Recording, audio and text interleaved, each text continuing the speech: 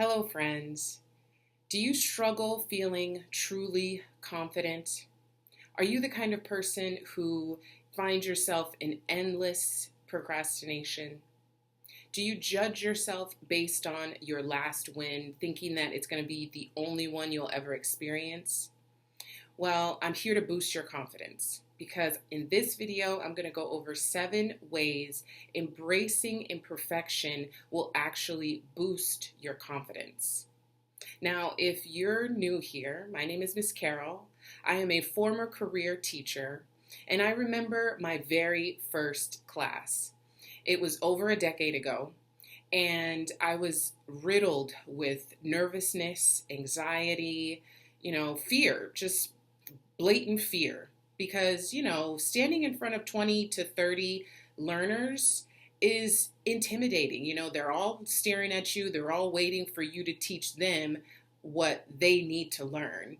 And, I clearly remember that I was sweating, I was stuttering, I made so many mistakes. I was misspelling words, I was like tripping over people's backpacks. It was a mess. But, the thing that we often neglect to realize is that we care so much about what other people think and feel that, ironically, these are people that we will probably never see again. So, the first way that embracing your imperfection will boost your confidence is that it will give you radical self-compassion. Would you treat someone else the way that you treat yourself? Would you speak to someone the way that you speak to someone else?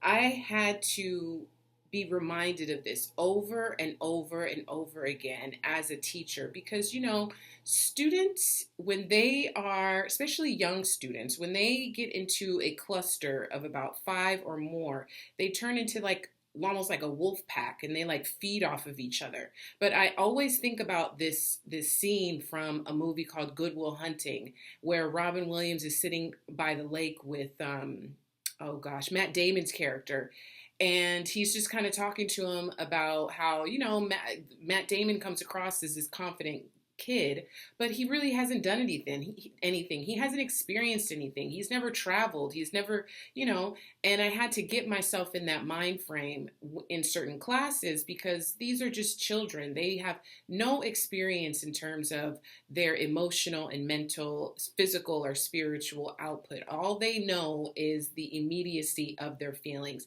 And that encouraged so much compassion from me to them. And that's why the lesson for this class, our class today, is that confidence is a truly spiritual practice. Building confidence is a spiritual practice. The second thing that you will gain by embracing imperfection is you will be less fearful. We are so busy in the business of other people that we are not in our own business. We are trying to think and feel outside of ourselves, how that person is thinking, how that person is feeling, that we are not in the driver's seat of our own lives. It's like we are in the driver's seat, but we're constantly looking in the rearview mirror. What did you learn? What did you enjoy? We're so focused on trying to get to the win that we neglect all of the lessons that we could learn. Mistakes are just data. Any kind of mistake is just data. What can I learn better? How can I get better at this? Don't be so focused on the prize that you bypass the lesson. So you will become less fearful when you embrace your imperfection. And pardon me, I'm reading from my notes because I really want to make sure that I get all of these points in the video. The third thing is it will build more stable resilience. Your resilience is so imperative because you have to be able to roll with the punches, so to speak. When you are a perfectionist, your self-esteem is always in jeopardy, because you're like looking for the next thing that's going to knock you off, because you're so focused on trying to walk the narrow line, to walk a straight line, that it's always in jeopardy. But when you are building genuine confidence, you need feedback. You're going to have to get other people's opinions, criticisms, thoughts, and ideas. However, you got to stop taking things so personal. I would say, I would venture to say that 99% of the things that people say and do have absolutely nothing to do with you. How could it?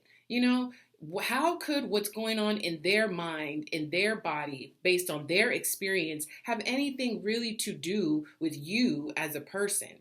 So you really do have to separate the feedback from your sense of self, because your sense of self can never be compromised.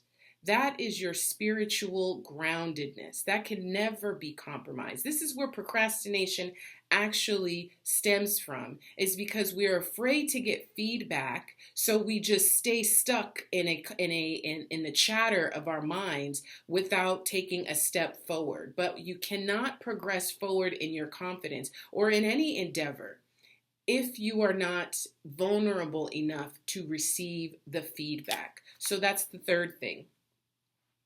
If this is resonating with you at all, please consider subscribing, leave a comment. Again, my name is Miss Carol. The fourth way embracing imperfection will boost your confidence is because the feedback that you get will naturally unlock your creativity. And this is where the real freedom lies. Freedom needs freedom. Freedom needs movement. It needs space to grow. It needs, nobody thinks of freedom as rigid or as narrow. When you think of freedom, you think of expansion. This is where creativity is going to foster your true and genuine, authentic confidence. How many more words could I fill in there? Nobody is an expert right out the gate. I held myself to such a high standard when I started my teaching career that no wonder I was riddled with anxiousness and nervousness, because, as much as you try to plan for something to go a certain way, when you're actually in the moment, you have no idea how it's really going to go. And we really do sell ourselves short, feeling like we have to have everything figured out before we take that first step. So, nobody is going to be perfect right out the gate. You're going to have to be okay with being a beginner, having a beginner's mind frame.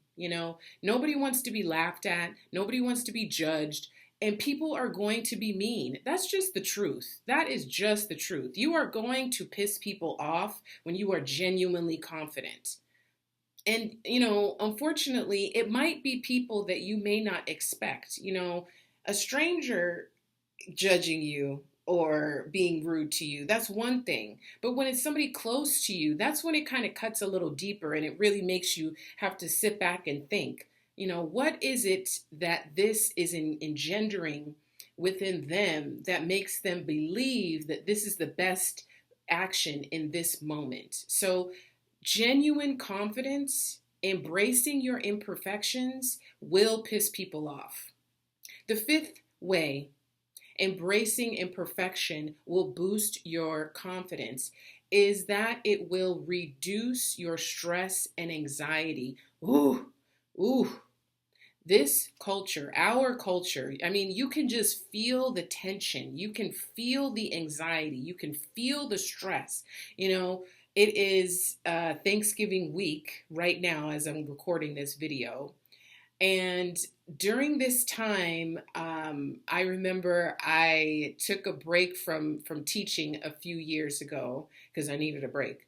And so I worked at the airport, Go figure. So I was managing a restaurant at the airport, and it is just like it is so incredible how much anxiety that we carry with ourselves on a day-to-day basis. Again, the thing about perfectionism is always scanning, always being mindful of mistakes, second guessing themselves. That is like you are constantly on in your mind. There's no relaxation. When you are filled with stress and anxiety, it will damage your mental, your emotional, your physical, and your spiritual health. And that is a very serious endeavor because nobody will take better care of you than you are willing to take care of yourself. And don't get it twisted, stress is necessary. Stress is a natural response to certain environments or certain people because it's going to allow you to either fight, flight, or freeze. That's important information. But anxiety, on the other hand, is like you have your mind so fixated on the future, things that have even yet to happen. We build these stories in our mind based on whatever information, and we just like live in that state of anxiety and anxiousness. So, embracing your imperfection will dramatically reduce your stress and anxiety. The sixth way that you will boost your confidence, your genuine confidence, is just that. You will build a deep, genuine confidence. Anybody can come across as confident, but it's mostly arrogance. A truly confident person is quiet. When someone is quiet, or excuse me, when someone is really confident, it's not anything that you can see. It really is something that you feel. And that's not based on whether someone is extroverted or introverted. I happen to be a very introverted person, so I'm not going to come into a space, and be the person, trying to take up all the air in the room or the first person to speak. I enjoy a quiet night reading, putting a puzzle together, watching a movie I've seen a million times. But genuine, authentic confidence is something that you feel and you recognize it. I almost cussed. I love Kendrick Lamar. The reason I love Kendrick Lamar are for a lot of different reasons, but the interesting thing about his career, which I have seen progress year after year after year, is that the more that he embraces his mistakes and his imperfections, the bigger he becomes on a global scale. Real recognizes real. Nobody wants to, be with somebody who is, trying to fake it all the time, because after a certain point, you're not going to be able to do that. But somebody who is genuinely confident is going to be able to tell pretty immediate, okay, this person is not showing improve. They just have a mask for whatever reason, no judgment. My mom used to always say, when you see crazy coming, cross the street. So I had to stop trying to be cool because that's what I did as a teacher. Oh my goodness. I was trying to like learn all the dances that the kids were doing and learn all the slang that they were saying. I'm just like, whatever. I don't care to be cool anymore. I care to be myself. I care to embrace myself. You know, but that took many, many years. Again, confidence building, true confidence building is a spiritual practice. So the last thing, embracing imperfection will boost your confidence because it will ignite a passion for continual growth. Someone who is a perfectionist is a quote unquote expert. So there's no room to learn. If you're an expert, what feedback are you getting? How are you continuing to learn the lessons? Imperfection means that you are continually learning. You are continually getting feedback. You are continually evolving. I love this concept of differentiating excellence from perfection because anybody can be excellent in the moment. You don't have to be an expert at anything to strive for excellence. whether that is pouring a cup of coffee, giving your cat a bath, having a conversation with a friend. You can do something to the best of your ability at this moment.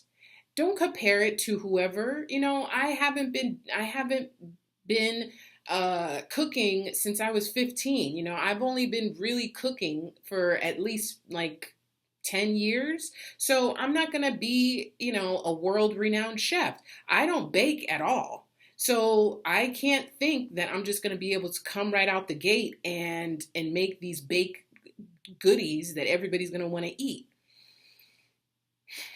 Growth, continual growth. So let's put it all together. Embracing imperfection will engender self-compassion. You will become less fearful. You will build resilience, which will unlock creativity, which will dramatically reduce anxiety and stress. And you will find a true passion for your personal growth. And I've said it so many times. You have to be in the business of your life. You have to care about your life more than anybody else. And this is why confidence is such a spiritual practice, because it is a unlearning of all of the things that we have gotten over the years, from people who do care about us, from environments that may have been best for us at the time. But when you're attempting to show up in the world as yourself, as your true, genuine, confident self, you have to unlearn a lot of things. I recently had an epiphany, about Thanksgiving coming up. And I was just like, why am I stressing myself out attempting to be with people who, in other circumstances, I might not want to be around in the first place? Why? Because it lowers my emotional and mental intelligence in a way. I'm not putting any more pressure on myself in terms of how I need to behave during this time of year. I'm just not. So, what are those ways that you are striving towards embracing your imperfection? How are you judging your confidence in this moment, your excellence in this moment? Because we all have them. We all have examples of them. Again, my name is Miss Carol. Please subscribe and comment if you feel called to do so. I will see you in the next video, my friends. Be well.